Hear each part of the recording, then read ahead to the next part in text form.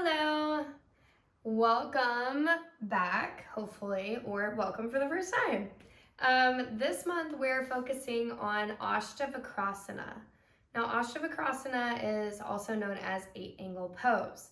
The thing about this pose is that it looks really scary, it looks really difficult, and it can be both of those things if you let it be.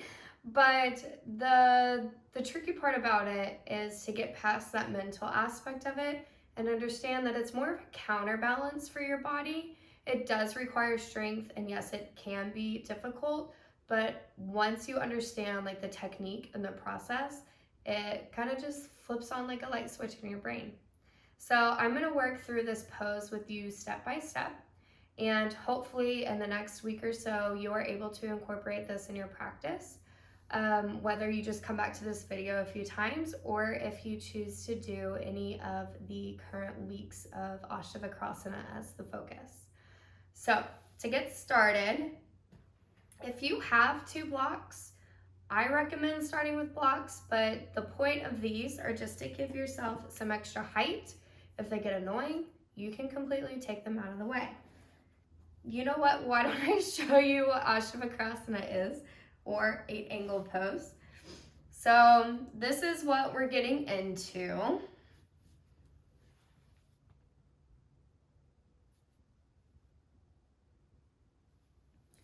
And I'm sure you're like, what the beep? If that's your first time seeing it.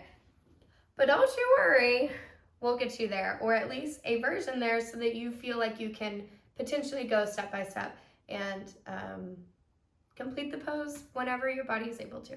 Before we begin, it's very important to warm up your wrists. So we're gonna do just a few exercises to get some blood flowing and not let them be so cold.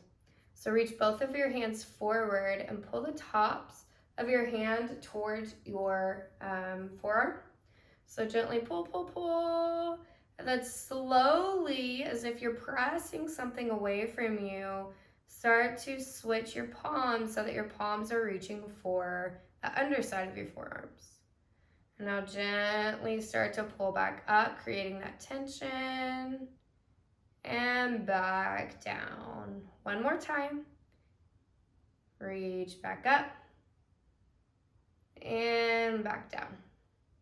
Nice. Now gently release. Give your arms a shake, your wrists a shake. And create fists with your hands. Start to roll one direction. I don't know if you can hear this, but my wrist is popping. If you have little pops, it's okay. But if you have any like pain, not good. Pops just mean there's a little bit of air in your joints. Start to go the opposite direction if you haven't yet. Now I'm hearing it on this side.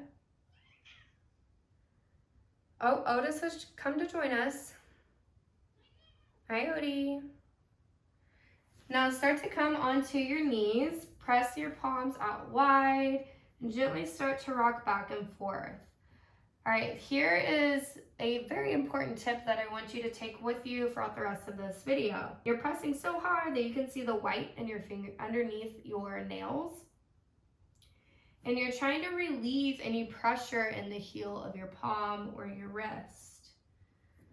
So if you are pressing into your wrist, that's gonna start to hurt pretty quickly. If you're pressing into your fingers and your knuckles, that's gonna give you more stability. Now slowly start to do some shoulder shrugs, pressing the mat away from you, and then slowly dropping your chest, pulling your shoulder blades together. And then gently release. Flip one palm up so that your fingers are reaching towards your knees. And maybe wiggle your fingers. Maybe you create a fist. And switch sides.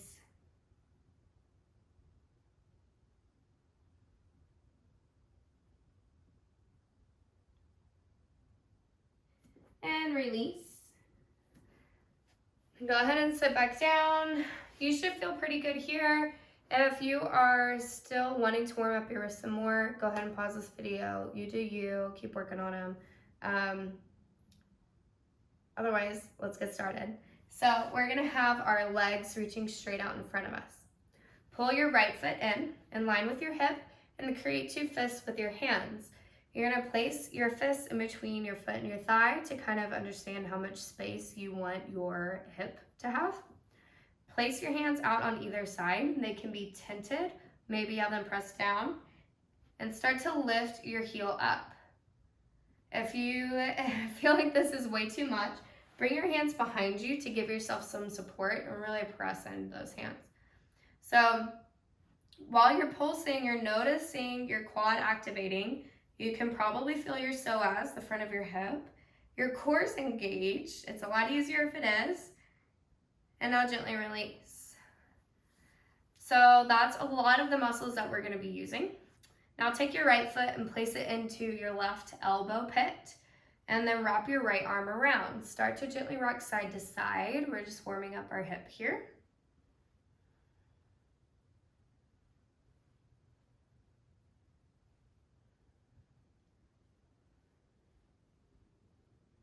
All right, find stillness. Right hand creates a Lego hand. You're gonna hook your Lego hand under your ankle of your right foot, your right leg, and hoist it up as high as you can on top of your right arm. Maybe it's on your shoulder, maybe it's not. The reason we're doing this is to get it as high up as we can because it will slide down.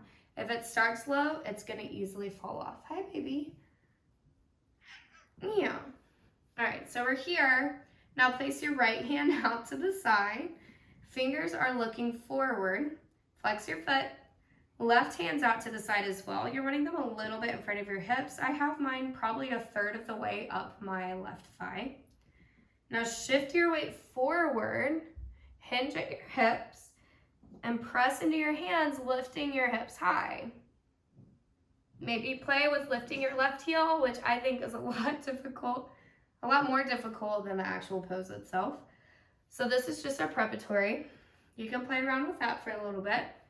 Or if you're ready for more, sit back down on your booty. Notice the stance in my arms. So my right arm is going out to the side so that I can create this tabletop for my legs. And then this arm, my left, elbows are going to be rotating forward and you're bending back so that you're eventually creating your chaturanga arm. So this elbow is going back, this elbow is going out to the side. Because we need that tabletop for here and we need the stability for here. So anyways, back to our hands being planted. Cross your ankles, flex your feet, and find that tension. This will help keep your legs together. Start to shift forward, bending your arms, and then kick your feet out to the side. Now, if that was super hard for you, that's okay. It took me a long time to get this pose. So don't think we all just get things in a day, okay? If you feel like you're way too close to the ground, bring your blocks, and use that for your hands. So as you're prepping, it's pretty awkward because they're so high up. But as you start to shift forward and you press into your hands, you have more space to shoot your legs out to the side. Hi, baby. So that's the right side. If you want to go ahead and start the left, we'll do so here. And as we're prepping for the left side, I'm gonna give you some extra little pointers that I've been seeing in class, in my in-person classes that might be helpful for you. So this time, left foot pulls in, take your fist, find your space, hands come out to the side, and start to pulse your heel. So a lot of things that I see, this is gonna be hard to talk and do this at the same time. Release your leg and take your foot into your elbow crease, wrap your left arm around, and start to rock your baby. A lot of things I see are the pressure that people are putting into their hands. So they're putting weight into their palm, the heel of their palm right here, and then their fingers are lifting up. So like we talked about before, that's not stable and that's gonna hurt your wrists in the long run.